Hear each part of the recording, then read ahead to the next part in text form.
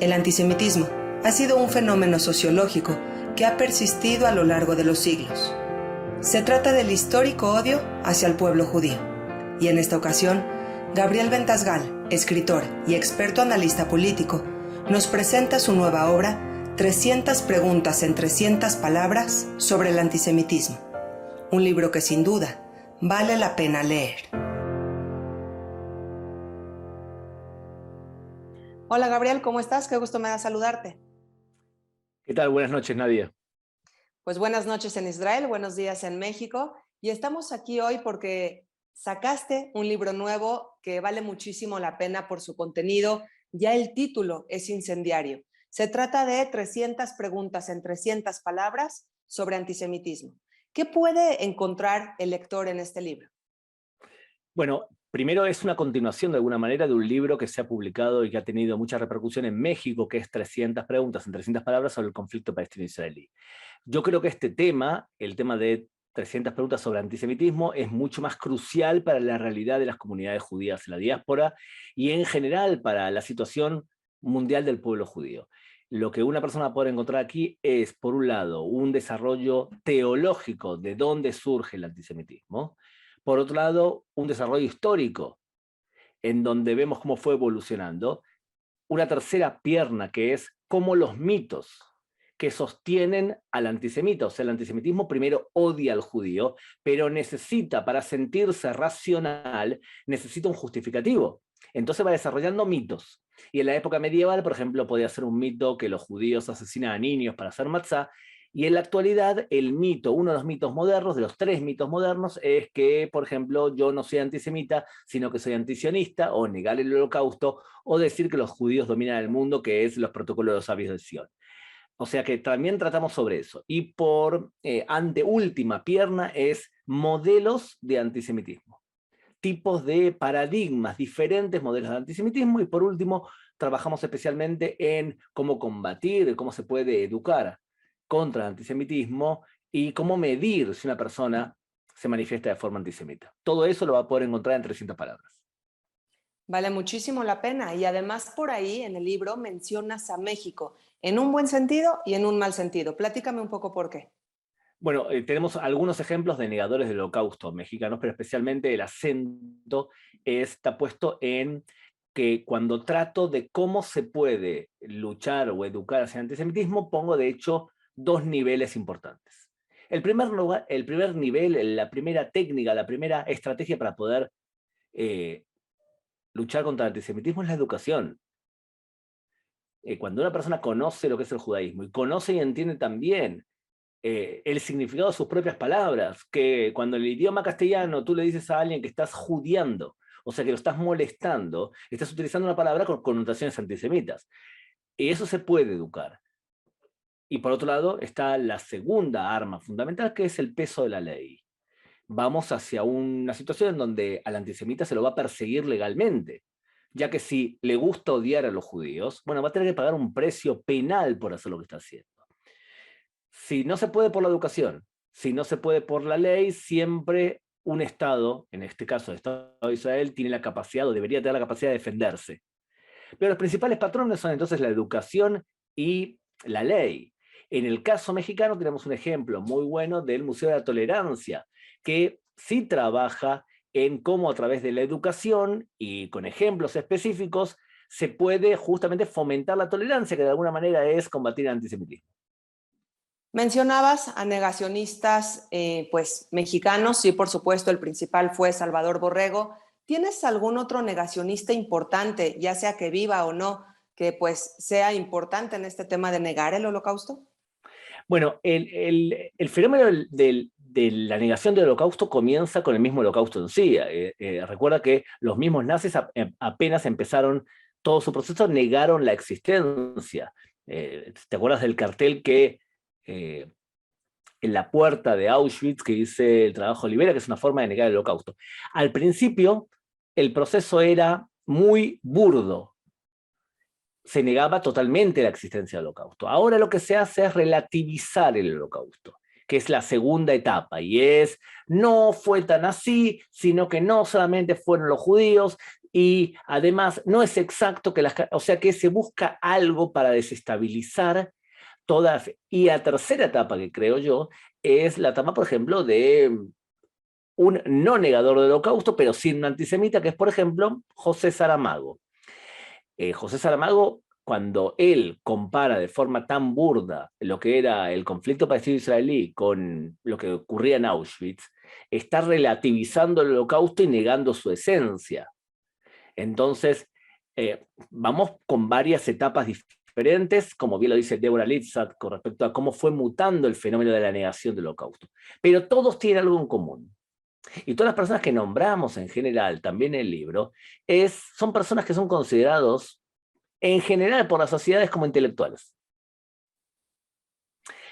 Muchas veces nosotros creemos que una persona que es intelectual no puede ser antisemita. Yo quiero explicar, y lo desarrollo en el libro, que el antisemitismo nace incluso con filósofos iluministas que eran antisemitas. Por ejemplo, si uno revisa el diccionario de Voltaire, Voltaire, el padre del iluminismo, un antisemita de pies a cabezas. Se puede ser antisemita y ser intelectual. Desde Wagner hasta Borrego Escalante, hasta se puede ser ambas cosas. Por lo tanto, el hecho de que uno tenga una aureola de antisemita, de intelectual, no significa que no sea antisemita, y también no significa que no sea poco inteligente en algunos temas. En general, te digo, Nadia, mi perspectiva es que si tú quieres ver la naturaleza de un ser humano, no leas lo que escribe, solamente si escribe poesía o si escribe política. Pregúntale qué opina sobre los judíos, pregúntale qué opina sobre las mujeres, y pregúntale qué opina sobre diversidad sexual. Esos parámetros hablan mucho más de la persona que qué bella poesía que escribió. Por supuesto, estoy de acuerdo contigo y me encanta tu ejemplo. Sin duda es un libro que vale la pena tener en las manos, será todo un recorrido por la historia. Quisiera preguntarte, Gabriel, ¿por qué la idea de 300 preguntas? ¿De dónde surge y por qué te pareció a ti tan atractiva, pues, para crearlo de este modo? Mira, la verdad que es una historia media extraña, porque lo que ocurrió fue que hay un periodista judío en Argentina llamado Pedro Brieger, que es un periodista muy ajudaico o claramente judiófobo. ¿Está bien? Y él está obsesionado con el Estado de Israel y escribió un libro, para mí, de muy poca profundidad intelectual, llamado 100 preguntas sobre el conflicto palestino-israelí. Y durante 2 años me tomé el trabajo en mis ratos libres de contestar inexactitudes muy claras que escribía. Tenía una inexactitud, creo yo, general, y es que una persona que trata sobre el Medio Oriente y no se especializa, en el caso de él específico es más analfabetismo que no especializarse. Una persona que no se especializa en Islam, en tribus, en clanes, cuando habla de Medio Oriente, lo que hace es traducir el Medio Oriente a otro idioma, al idioma que le viene bien a él. Pero cuando él escribe o cuando él habla, y se nota que no viene del rubro. Entonces, ese personaje venía de ese lado. Entonces me tomé el trabajo de escribir. Cuando estábamos por publicarlo, que era una crítica a 100 preguntas sobre el conflicto palestino-israelí, un abogado nos dice a la organización y a mí, nos van a hacer juicio, porque para poder explicar las inexactitudes yo tenía que escribir el libro nuevamente. Entonces tenía que ser honesto y decir, él escribió todo esto. Fíjense que cuando dice esto y esto y esto, está haciendo esto y aquello. El abogado nos dice, les van a hacer juicio por plagio. Lo van a ganar el juicio, pero ustedes están plagiando el libro para poder refutarlo. Van a tener una victoria, pero les va a costar ir en un proceso legal. Entonces, ocurrió algo raro en el pueblo judío, y es que, en general, cuando nosotros nos metemos en un proyecto en el pueblo judío, primero tenemos la idea y después buscamos los fondos. En el caso de ese libro era raro, teníamos los fondos y no teníamos el producto. Era al revés. Entonces, yo tenía un profesor en la Universidad de Barcelona que era especialista en publicidad, y él me decía lo siguiente: si tú no sabes expresar algo en 100 palabras, no te dediques a publicidad. 100 palabras, si no tienes la capacidad de escribirlo en 100 palabras, ahora bien, entonces, ¿qué sucedía? el libro original era 100 preguntas, voy a hacer 300 preguntas. Pero voy a ponerme de meta 300 palabras exactas. Explicar algo complejo en 300 palabras provoca que el escritor se remita solamente a la información importante y que sea muy ágil. Probé con 300 por 300 del conflicto palestino-israelí, se publicaron 14.000 copias, todavía se sigue publicando copias de ese libro, tanto en inglés, en portugués como en español, y como la técnica me gustó, escribí este de antisemitismo y está a punto de terminarse un libro que no va destinado esencialmente a las comunidades judías o a los amigos de Israel, que es 300 preguntas en 300 palabras sobre Islam y Medio Oriente. Ese es más enfocado hacia academias y universidades. Maravillosos temas. Y sí, como lectora que soy de estos libros, te agradezco mucho esta idea de las 300 palabras, porque eso hace pues que la lectura sea más ágil, más rápida, más sencilla. A veces cuando encontramos como lector libros en donde están pues vaciada una cantidad impresionante de información es agobiante. El dividirla por temas y cada 300 palabras, como lector, se agradece mucho. Gabriel, última pregunta. ¿En dónde podemos encontrar el libro, por ejemplo, las personas de México? Bien, mira, lo que nosotros hacemos como organización, yo que dirijo la organización Atzah Sheni, lo que nosotros hacemos es producir un material educativo para las comunidades judías, y cada comunidad internamente publica los libros que desea, como hicimos, por ejemplo, con México, con el de conflicto palestino-israelí. En este momento se está publicando la versión en Israel, en Panamá, próximamente en Argentina, y supongo que en Colombia es cuestión de pocas semanas para que también trabajemos en eso. En el tema, evidentemente va a estar también en Amazon y en las plataformas de venta online. Yo supongo que en México va a ser cuestión de semanas, meses, a que una organización o un ente particular decida difundir esto, porque el tema del antisemitismo es un tema que nos toca tan a fondo y es tan importante para nuestra realidad que tenemos que tener la capacidad de entender el fenómeno, entender quién está expresándose de forma antisemita para realmente no acusar a personas que no son antisemitas de algo que nos duele tanto, y por otro lado tener una respuesta acorde y tener ejemplos para poder dar. Yo creo que la gran mayoría de la humanidad, a diferencia de la Edad Media y en los primeros años del Iluminismo, la gran mayoría de la humanidad actual no es antisemita. Quizás tiene resabios de antisemitismo, pero hay una admiración muy grande hacia el pueblo judío y hacia el pueblo de Israel también.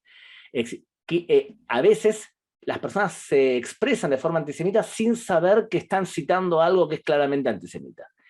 Entonces, a veces también los judíos estamos demasiado sensibilizados con el tema, y cuando escuchamos que alguien dice, bueno, ¿cómo voy a ser antisemita yo si tengo amigos judíos? Entonces nosotros sabemos que cuando alguien dice algo así, es como si fuese un latiguillo clásico del antisemita. Se refugia en el hecho de que tiene un amigo judío para decir que él no es antisemita. Pero de verdad, puede ser que él tenga un amigo judío y que no por eso sea antisemita. Entonces tenemos que diferenciar. Una persona cuando es antisemita y habla de forma antisemita, tiene que citar mitos antisemitas, o bien tiene que cumplir, por ejemplo, 3 de las cualidades básicas, y es estar obsesionado con los judíos, medir siempre lo que ocurre con los judíos de forma maniqueísta, o sea, de forma extrema y siempre de forma negativa, y además insultar. La combinación de los 3 hace que una persona pueda ser catalogada de una manera determinada. Entonces, esa es una de las cosas que utilizamos, y lo más revolucionario en tema de antisemitismo es la adopción por parte de muchos países de la definición de trabajo de la Organización de Memoria del Holocausto, de la IRA. Es un paso muy importante porque ahí te explica claramente cómo medir actitudes antisemitas y además la posibilidad de que países puedan sancionar penalmente acciones y actitudes antisemitas. Es un paso muy importante, porque te vuelvo a repetir, Nadia, por la educación, por la ley. Por supuesto, estamos ya en un buen camino con educación y con ley de nuestro lado. Gabriel, muchísimas gracias por tu tiempo y suerte con este libro que no tengo duda que es maravilloso. Shabbat shalom a todos. Shabbat shalom, cuídate mucho.